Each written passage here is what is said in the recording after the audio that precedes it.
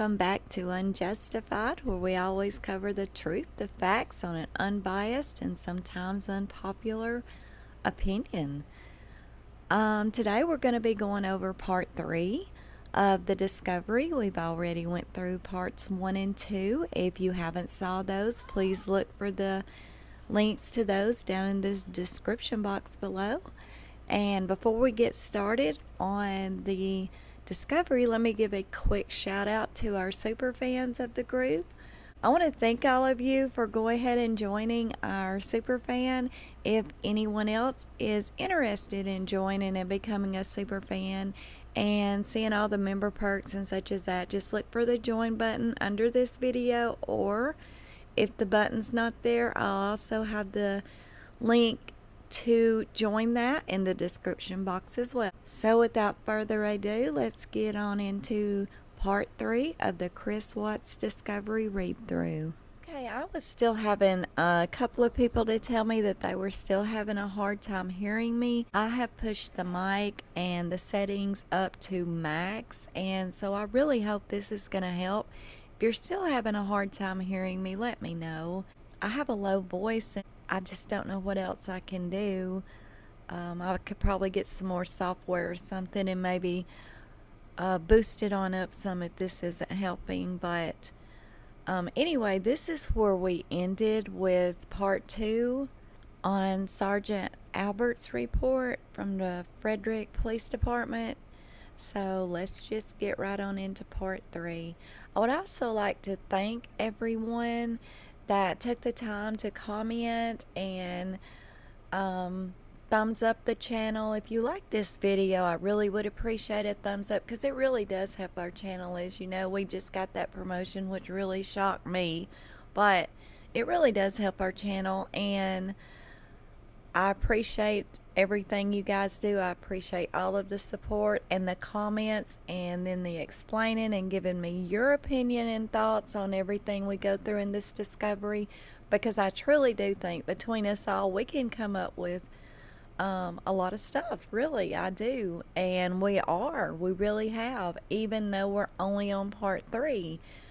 People has told me that they have noticed stuff, heard stuff that they really didn't notice before, even though they had already read the discovery. So this was a really good idea, even though it's going to take us a while and it is a really big project to take on. We can do this and we got this. So alright, let's get on into number 3.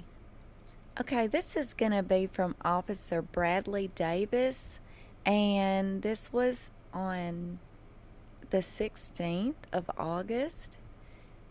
And so let's just get right into it. It says on 8/15/18, between 1600 hours and 1800 hours. So that is actually going to be between 4 and 6 p.m. I stood at the Aggregate Boulevard and Billings Avenue, one of the entrances to the Wyndham Hills subdivision. I made contact with vehicles and pedestrians entering or leaving the subdivision. I handed out flyers with information regarding this case and asked people if they had any information they thought might be relevant to this case. I asked each person I contacted if they had security cameras on their home, and I requested they contact the Frederick Police Department if they have any video footage of vehicles or people in the neighborhood the morning Shanann, Bella, and Celeste went missing. No further information at this time. Officer Brad Davis. And I am going to go ahead and include the canvassing of the neighborhood video, the actual cop cams of those canvases, because one of them is very interesting, and that's Betty, and I'm going to do hers just as a solo because I think we should talk about her. And if you haven't seen it and don't know what I'm talking about, you're going to see it and you'll be surprised at some of the things she says. It really is highly interesting. Okay, going on down to Officer Brent Manley. His is also on 8/16 of 2018, and he has to say on Tuesday, August the 14th, 2018, I, Officer B. Manley, was called into the Frederick Police Department to assist with efforts to locate a missing mother and her two small children. I was tasked with conducting a canvass search of the surrounding areas to look for Watts, Shanann, Bella, and Celeste. I walked around the community handing out flyers and speaking with homeowners in the area and trying to see if anyone had seen where the missing family went. At the time, I was not sure if they had left on foot or in a vehicle and wanted to locate them in a timely manner.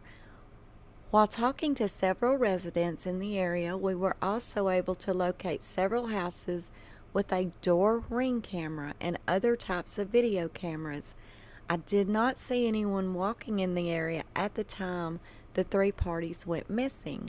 I did not see any recordings that showed odd vehicles in the area, and I did not see the three walk past any home with cameras. While I was walking the neighborhood, I was not informed of any sightings of the family, and I was not able to find anyone who saw or heard anything. I contacted a young Travis, unknown date of birth, who was able to provide me with camera footage from the Wyndham Hills Subdivision's public pool. He provided me with a USB drive with several hours of video and several angles to view. I did not see anything unusual and did not see any vehicles that were matching the husband's vehicles. I did not see anyone walking around during the night, but the cameras do not show all routes that someone would have been able to leave the area. The USB drive was entered into evidence and attached to this report. I was met by Levi Husk, unknown date of birth, on 8/16/2018 at the Frederick Police Department. Husk provided me with a USB drive, and he stated that he lives in the 6300 block of Saratoga. I reviewed the video on the USB drive but did not see anything pertaining to the early morning of 8/13/18. I have placed the USB drive into the Frederick evidence locker. I was provided 2 USB drives from Tess Simpkins. One USB drive was from store number located at that address, Firestone, Colorado. I'm not actually going to call out addresses on here, even though this is public record.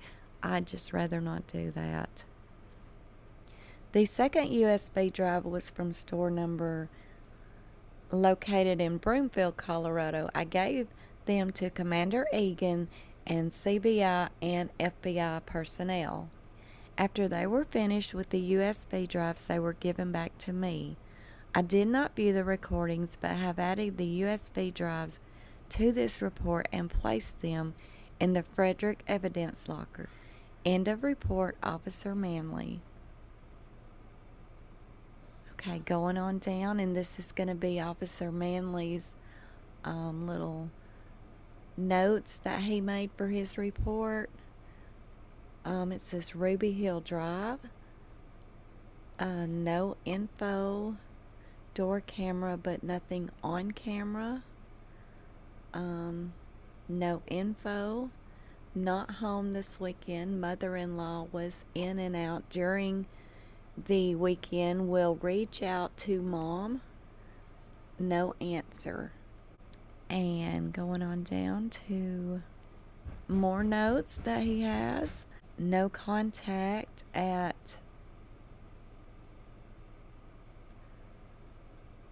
and this one, I think that says Saratoga Trail, has ring camera. I'm not sure. Going on down, and I believe this may be Betty's, what he wrote down about Betty. A small gray truck, 5:15 a.m., 6:45 it was still there, 11 p.m. it was still there. At 5:15 when she left, it was not normal for this truck to be there. His truck is $2,500 or $3,500.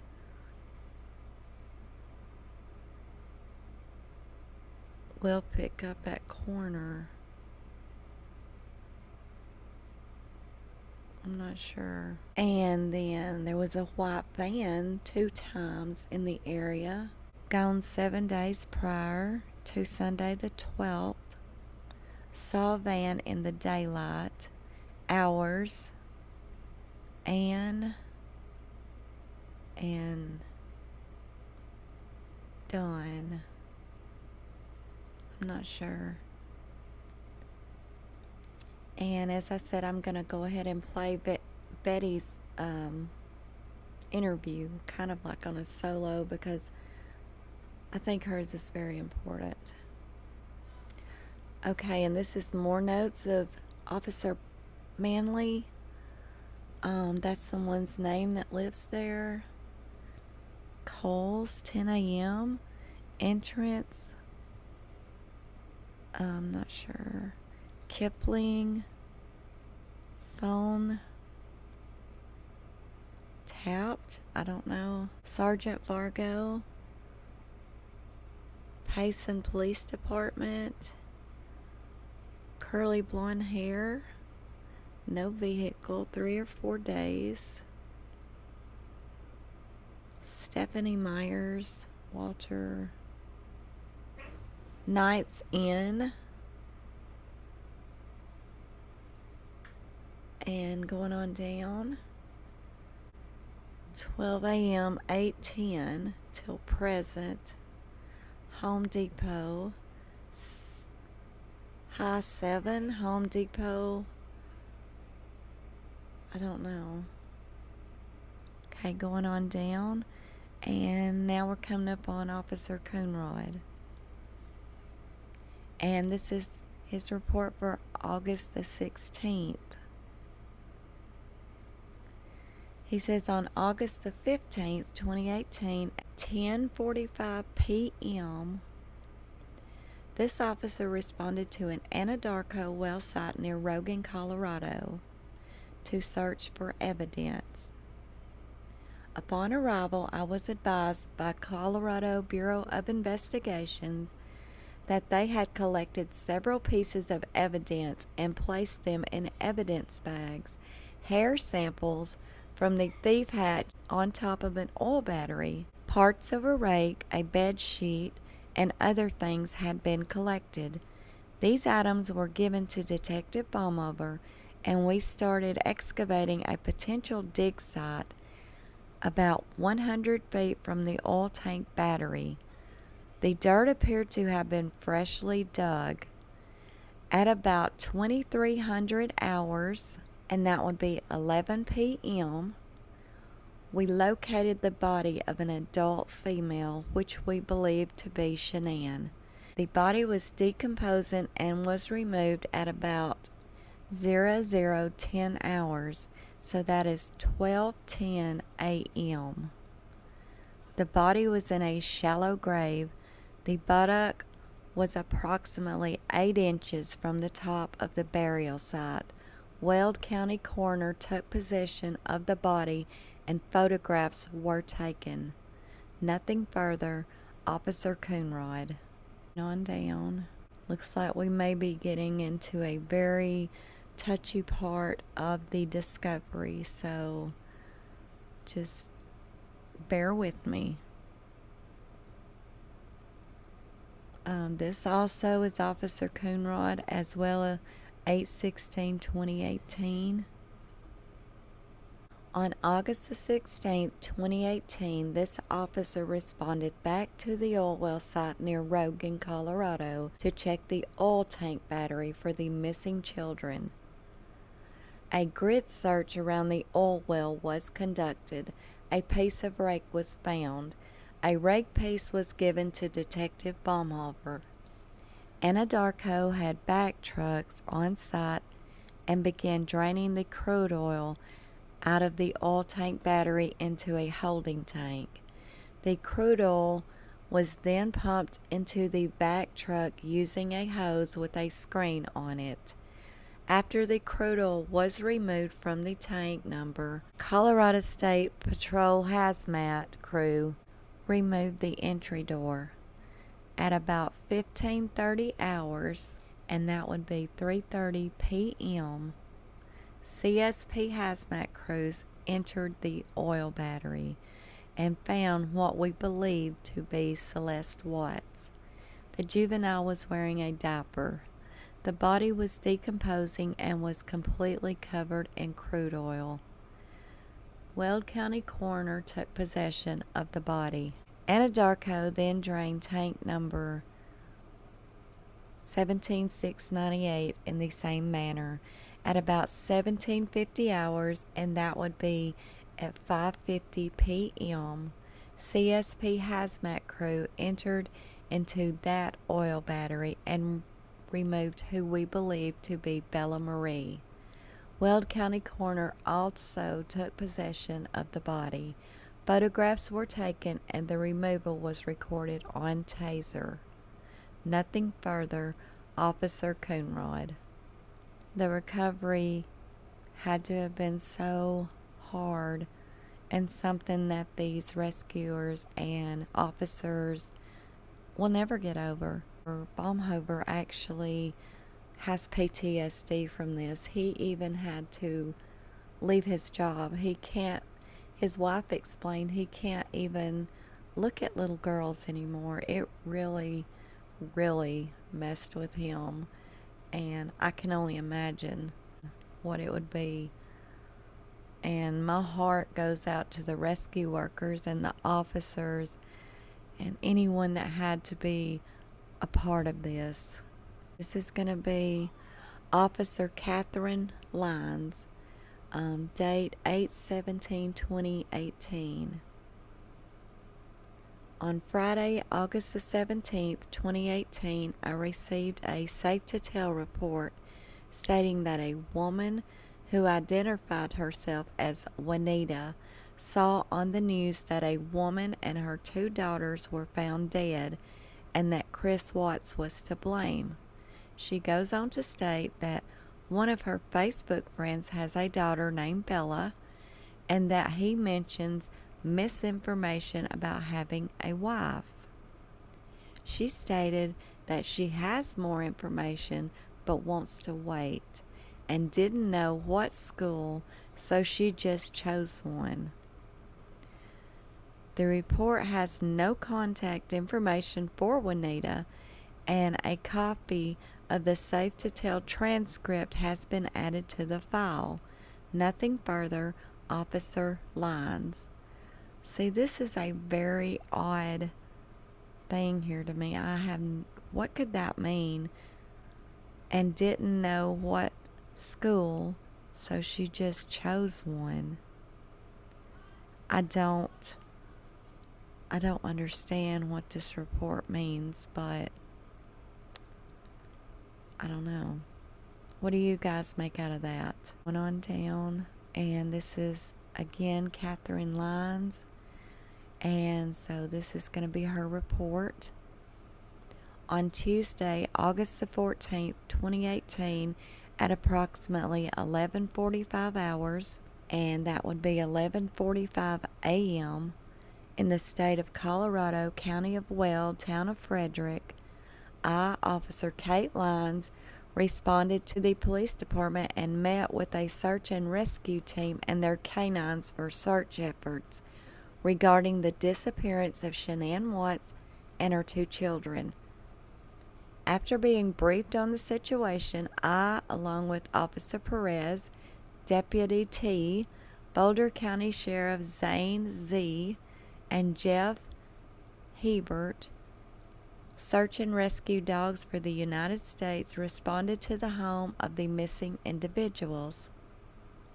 Upon arrival, I contacted Chris Watts and explained to him that the Frederick Police Department brought in some extra resources, search dogs, to help in locating his family. With his permission, he allowed a full search of his home. Prior to the beginning of the search, Deputy T explained what would be needed for the dogs to have a successful search. She explained the need to collect scent articles. While speaking with Chris about appropriate items such as shoes and clothing, she stated the importance of the items not being touched by anyone else. Each time Deputy T asked Chris about specific items, he mentioned that he had in some way touched them. Deputy T was able to collect scent from the shoes. Upon entry to the home, I immediately noticed a strong odor of cleaning chemicals. The home appeared spotless, and the carpet had noticeable vacuum lines. As we walked to the kitchen and living room area, I observed that the television was on a sports show. While standing by the back slide door, Deputy T inquired about the little girl's shoes on the back porch.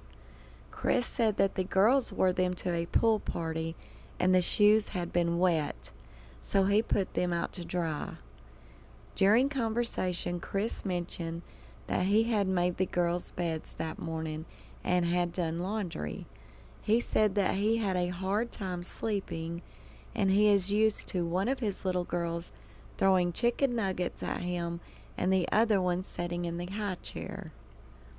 Chris was asked about Shanann's car and if she drove it to the airport, and he said no. Nikki dropped her off. It's the white car out front. He was asked if he drives it, stating the white car in the driveway. No. He was asked if his wife has a car, and he pointed to the garage and said yes.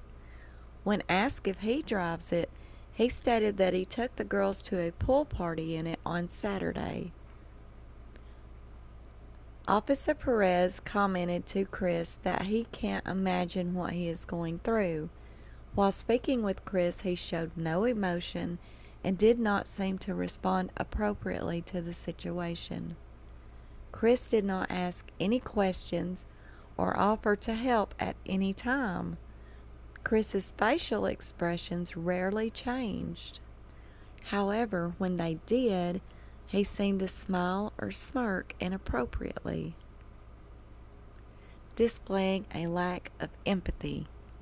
Specifically when speaking about his children, his voice remained low and even-toned. His nonverbal cues were very apparent. Chris had very erect and almost tense posture, and his arms crossed a majority of the time. Chris lacked eye contact and appeared to be nervous, looking around constantly. Chris escorted us through the entire house, showing us each room, including the laundry room where he dug through the dirty laundry, and again mentioning that he was doing his kids' laundry. Prior to beginning the search, Chris was asked to step outside so there was no interference with the dogs. Deputy Perez remained with him, and the front door remained open so that at any time he wanted to discontinue the search, he could do so, and the information could be easily relayed. I entered the home with Jane and her canine, who she stated is a cadaver dog.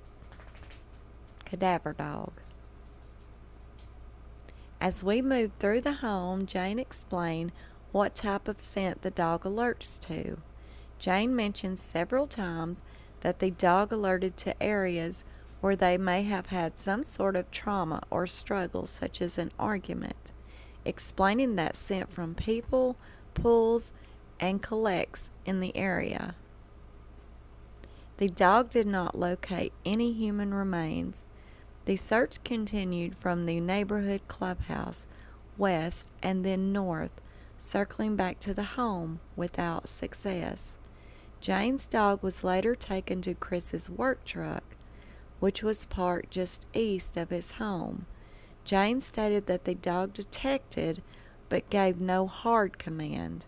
However, the dog did not enter the vehicle, and the doors to the vehicle remained closed, which I don't understand why they didn't actually open up the truck and let the dog get a scent of the inside, because it did alert to the truck, but it wasn't given the opportunity to actually find out what that alert was. The doors were never open and the dog was never allowed inside the truck.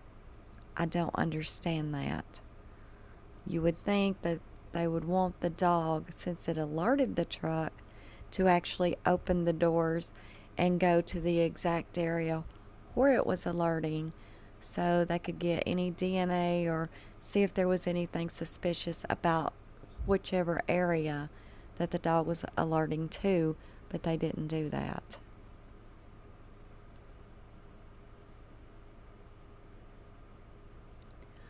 While in the home, a track dog was asked to enter, as there had been some indication from the cadaver dog that a struggle or argument may have ensued. Jeff Heber and his canine entered the home. Jeff stated that his dog showed interest in the unmade bed in the basement and an area just below the stairs, but did not do any final trained alerts. We exited the basement and went upstairs to the garage. No indicators were noted in the garage, and we exited the home. So see, neither dog picked up anything in the garage. So, I mean, just take that for what it is, but it just didn't happen. However, they did alert in the basement and at the truck and at the bottom of the stairs. After completion of the canine searches, the canine team was thanked for their help and they left. I remained in the area to assist with a neighborhood canvass, going door to door handing out flyers and speaking with residents. At approximately 20:15 hours, and that would be 8:15 p.m., I returned to the police department and was told that we were done for the day. The report and map track from the canine team members have been added to the case file. On Wednesday, August the 16th, 2018, at approximately 15:30 hours, and that would be 3:30 p.m., I reported for duty and was asked to respond to Aggregate Boulevard and Wyndham Hill to hand out more flyers and contact people in and out of the Wyndham Hill neighborhood. At approximately 1800, which is 6 p.m., I was instructed to sit on the south side of the house and not allow anyone in or out of the home. I remained at that location until instructed to respond to the front of the house at approximately 2200 hours, and that is 10 p.m. At approximately 22:12, and that would be 10:12 p.m., a search warrant was executed. I was tasked with perimeter security, not allowing anyone not authorized to step on the property. At approximately 22:16, and of course that would be 10:16 p.m., I notified Sergeant Bakes that the tow truck arrived on scene. I maintained the crime scene log, and at approximately 23:28, that would be 11:28 p.m., after completion of the search warrant and evidence had been secured in patrol vehicles, I handed the crime scene log over to Officer Walgie and left the scene. Nothing farther. Officer K. Lyons. Okay, going on down, and this is going to be Officer Perez. The date of this, 8/17/2018. And it says on 8/14/2018, and he filed it on 8/17. So this is what he did on 8/14/2018. At approximately 11:45 hours, that would be 11:45 a.m., I was dispatched to 2825 Saratoga Trail regarding 3 missing people. I arrived at Frederick Police Department and was debriefed on the situation.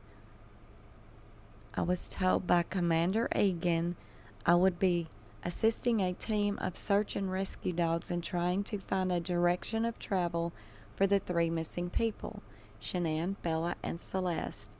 I arrived at the address with 3 search and rescue dogs.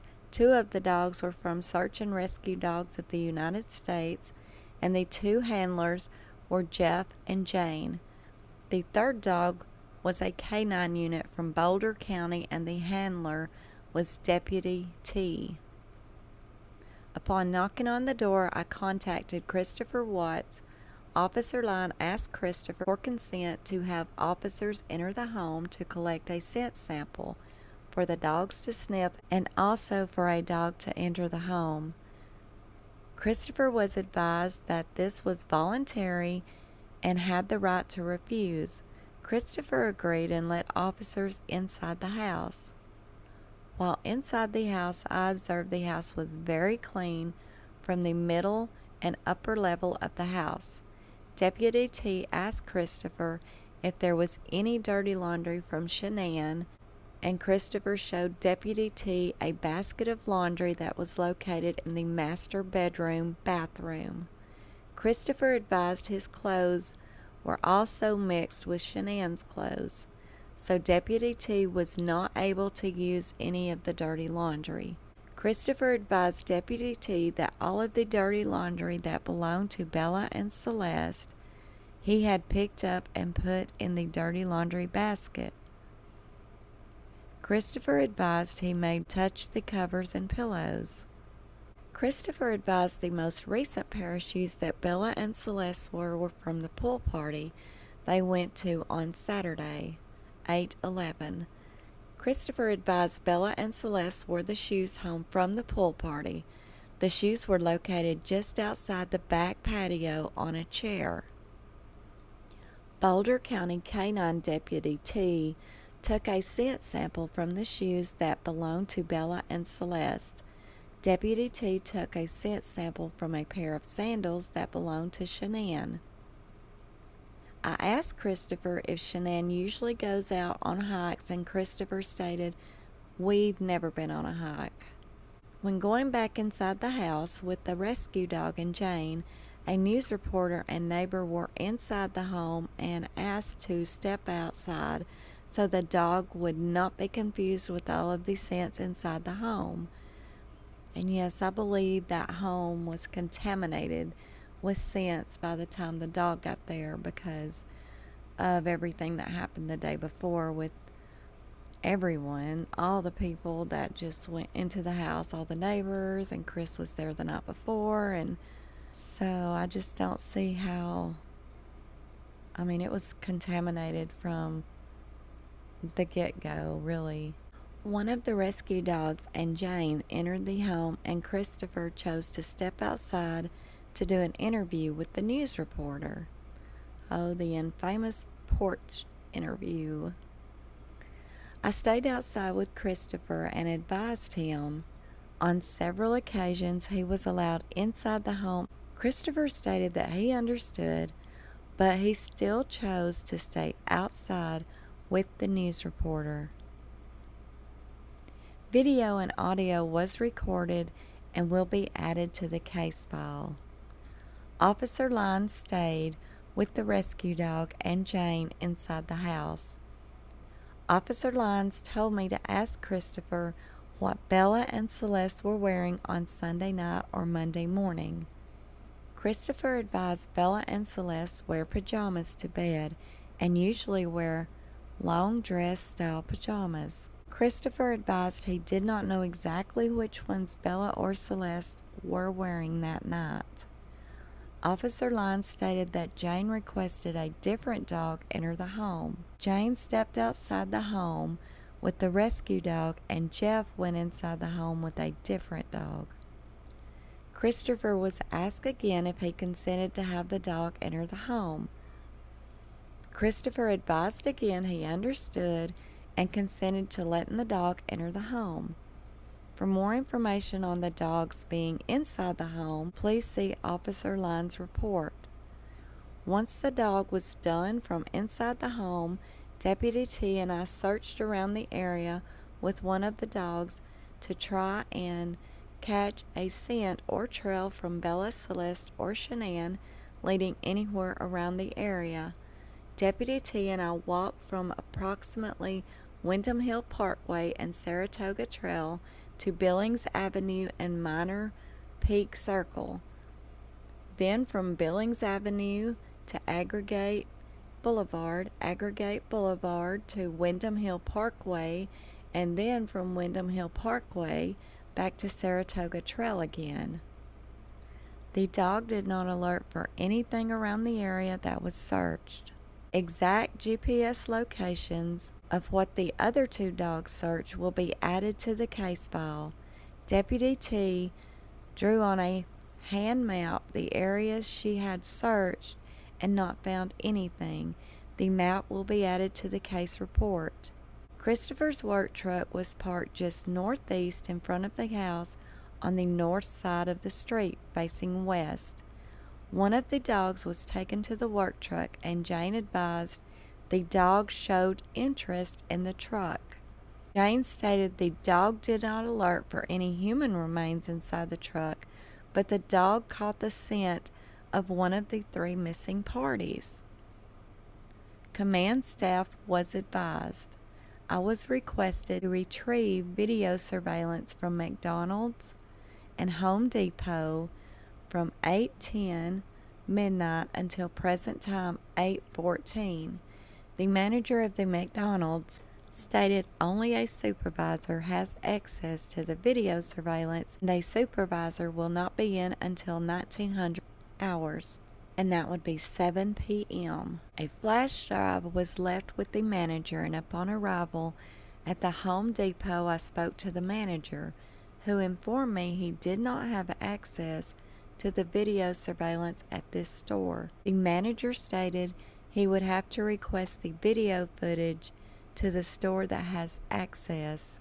I left a business card containing the case number and date and time of video surveillance that was needed. The manager advised he should hear back within a few days, and that store will contact me once the video is ready. I would like to see that video or know if they found anything of significance on it, because McDonald's was only, I think, like 4-minute drive from their home. At approximately 20:30, which is 8:30 p.m., I was advised there was currently no more assignments and done for the day. On 8/14/2018, at approximately 2300 hours, and that is 11 p.m., Sergeant Banks called me to come back to work and watch the house. At approximately 30 hours, and that would be 12:30 a.m., I arrived and parked in front of the house. I was advised to stay watching the house and only document if anyone arrives at the house. I was advised that Christopher was spending the night at a friend's house. And of course, that's 8/14. That is the night he spent the night with Nick and Amanda Thayer. No one arrived at the house all morning. At 600 hours, and that would be 6 a.m., I was relieved from my position by Detective Baumover. Nothing further, Officer Perez. And he filed that Saturday, August the 18th. Going on down to Officer Amanda Purcell, and she filed this 8/17.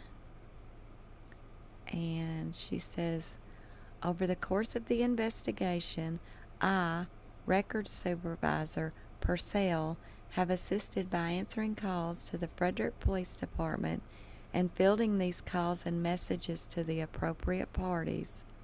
I have also been answering and or forwarding all email correspondences directed to the Frederick Police Department with regard to this case. Any photos that were taken by officers were given to me, which I then downloaded to the electronic case file for this investigation. Record requests pertaining to this investigation have all gone through me, which I have thus denied, so as to avoid any hindrance or endangerment of the investigation. Media personnel looking for records, not information from the PIO, have been handled by me. I have informed these persons from various media outlets that no records regarding the suspects, victims, or the associated address will be released at this time, so as not to damage the investigation as it is still ongoing. As evidence technicians, I handle the intake of all evidence items according to the policies and procedures set forth by the Frederick Police Department. All items were checked in, verified for description accuracy, intact seals affixed with appropriate evidence tags, and stored in our locked, security alarmed evidence room. Nothing further. Records Supervisor Purcell. Okay, going on down. And this is going to be Amanda Purcell. I think this is going to be her notes. Wishes to remain nameless. Don't mention to medium. And then this is scribbled out, but it looks like it says, would you like in office? And it says intuitive medium. Also friends at 10 years, lupus support group, Facebook only. Dispute 2 a.m. till 5 a.m. immediately upon arrival. Okay, this is a medium that called in, and she wanted to tell them this, that she had a vision, like an intuition, and she said she is friends with Shanann, has been in this group for like 10 years, and so this was her intuition and her vision about Shanann, that Shanann was in a dispute between 2 and 5 a.m. immediately upon arrival. And I find all this odd because this is before any information whatsoever at all had came out at all, period. You know, this is very odd. You know, and whether you believe in mediums or psychics or any of the like, this is very telling, in my opinion, and it's almost spot on. Even though it's not, it's close to being spot on, especially when this came in and no information, and it was supposedly a medium that gave this information.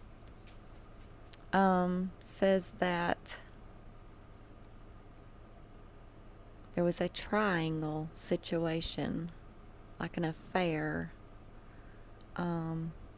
Leans toward Chris being with someone or being jealous. And she says that someone, I guess Chris, strangled Shanann. The girls were suffocated afterwards. She describes feeling like they were in a bag or underwater. Well, see, Shanann was in a sheet, and she had the trash bags on her. And the girls, they were not underwater, but they were in oil. Moved in a truck. Like their bodies were moved in a truck. There was no bloodshed. So odd.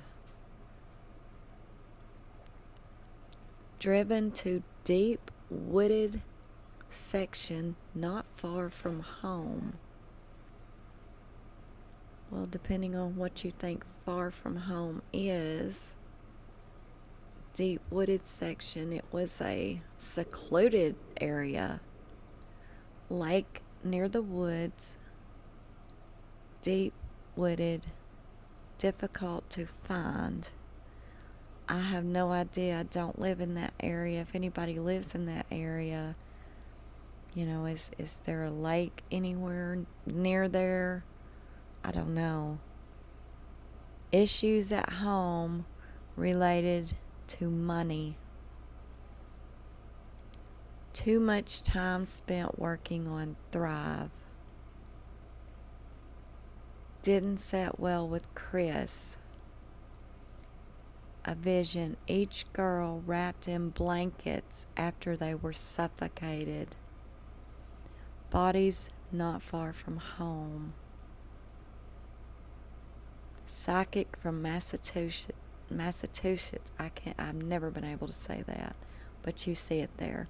But yeah, tell me how odd this was. This is insane, y'all.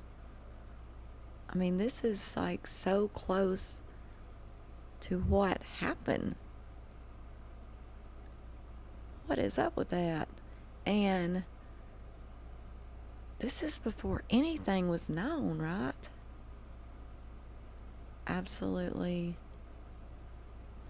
crazy. It's just pretty much spot on.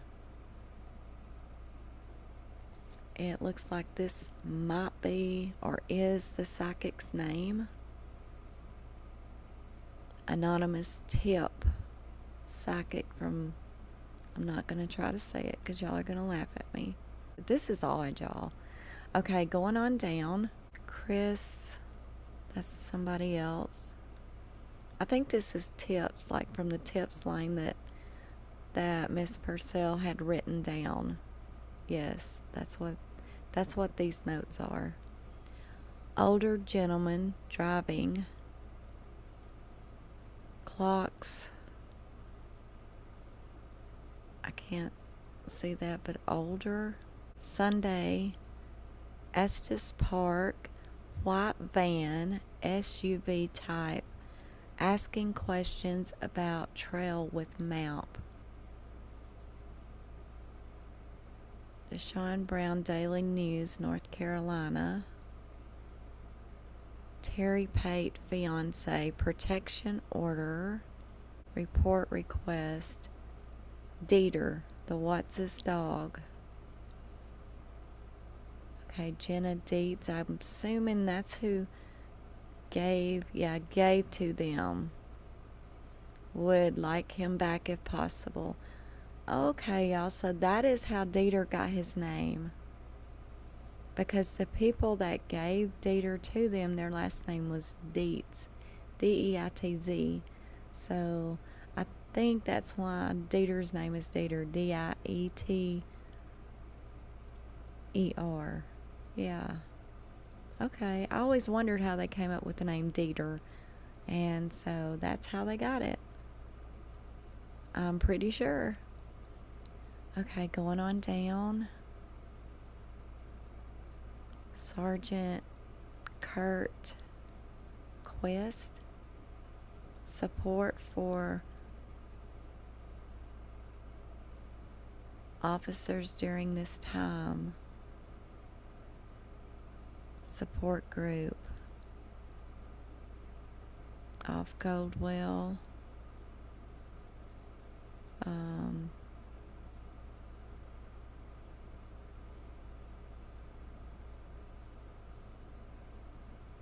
I don't know. And again, I hope y'all are looking at this with me, because this is one of those notes and scribbles, and sometimes I can't make it out. No report for found. Mike CDOT. Damage to something. Get a hold of Nikki. Protective media. At court hearing. Get a hold of Nikki. Protective media at court hearing. I don't know.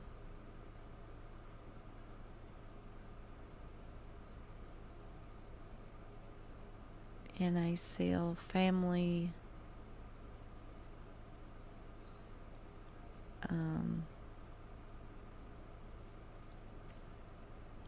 and then it says check registration for vehicles 3:47 to 4:02 p.m. recorded calls office line moved to case file. On down, Matt Christensen, Katie, Carbon Valley Glass, continue, Christy Malone, Daily Insight, Sergeant Albert, Huntsville, Alabama. Is there a fine for the family or donations? Okay. Somebody in Huntsville's wanting to donate. Is there a fund for the family or donations? Renee, Child Protection, CBI, New National, 9 News, Weeds Lawn Care, Casey, speeding ticket, Ken, Epic. Okay, going on down, Fairbanks, Andrew Fairbanks, and he filed this report on 8/17, and it says on 8/15/2018 at 1600 hours, which is 4 p.m., I went to the area of Windham Hill Parkway just west of Aggregate Boulevard. My assignment at this position was to hand out flyers to motorists entering the neighborhood. I also requested anyone with a home security camera system to provide their contact information to be passed on to investigators. I remained at this position until about 17:45, which is 5:45 p.m., when I was advised by Sergeant Bakes to clear this assignment. Nothing further, Officer Fairbanks. Okay, going on down to Officer Davis again, Bradley Davis, filed 8/17. On 8/17/2018 at 8:16 a.m., I, Officer Brad Davis, was dispatched to contact Taylor Welch regarding this case. I spoke to Taylor via phone. Taylor stated she is a friend of Shanann and her family. Taylor advised me she occasionally babysat for Celeste and Bella, and that she was a good friend of Shanann. Taylor stated she was helping plan a gender reveal party for Shanann's unborn baby. The party was scheduled to be on 8/19/2018. Taylor stated Nicole informed her on June the 8th the gender reveal party would need to be canceled. Taylor stated she initiated a text conversation with Shanann regarding the cancellation of the party. Taylor thought the text conversation may be relevant to the case. The following is a reproduction of the text conversation that began on 8/8/2018 at 8:39 a.m. Taylor: Nikki just told me you wanted to cancel the gender reveal. What's going on? Is everything okay? Shanann: Chris said we are not compatible anymore. Taylor: I just landed in Chicago, like still on the airplane. Taylor: Oh my God, what? Shanann: He said we're not compatible anymore. He refused to hug me. Said he thought another baby would fix his feelings. Said he refused couples canceling. Shanann: Before I left, he could get enough of each other. Taylor: What the hell changed in 6 weeks? Shanann: He said he had a lot of time to think. Taylor: I am so sorry. Taylor: I don't even know what to say. Shanann: Girl, me either. Taylor: We will get together when I get home. Shanann. I've cried myself to sleep over a week now. Shanann. Okay, honey. Shanann. Have a great time. Taylor. I am here for you, or whatever you need. Taylor. I love you. Shanann. Love you more.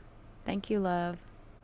The following is a reproduction of the text conversation that began on 8/9/2018 at 18:20 hours, and that would be 6:20 p.m. Shanann. Next Friday, I think the 17th. Could you help with the kids for a few hours? Taylor. I have to work both of my jobs. I'm sorry, what's going on? Shanann. We're trying to leave for the weekend. Friend who's staying weekend can't be here till after 7. Taylor. Oh, sorry, I work 7 a.m. till 9:30 p.m. Taylor. You and Chris? The text thread ended with the following text that appeared to be on 8/13/2018 at 17:26 hours, which is 5:26 p.m. from Taylor to Shanann. Taylor. Are you and the girls okay? A copy of the text thread screenshots will be included in the case files. I advise Taylor that investigators will contact her with any further questions. Nothing further at this time. Okay, going on down. Officer Brad Davis's report. It says, babysat Taylor Welch talked to Shanann Friday. Weird text conversation. Henderson, Colorado. Nikki, gender reveal party planned Sunday. And that's about that. And we're going to stop right there. And then the next part, part 4, you'll be getting about the same time you get this one. And that is just going into some text messages. So I hope you enjoyed this. If you enjoyed this, please give us a thumbs up. And we really appreciate all your support. Thank you all so much for everything you do. This is UnJustified.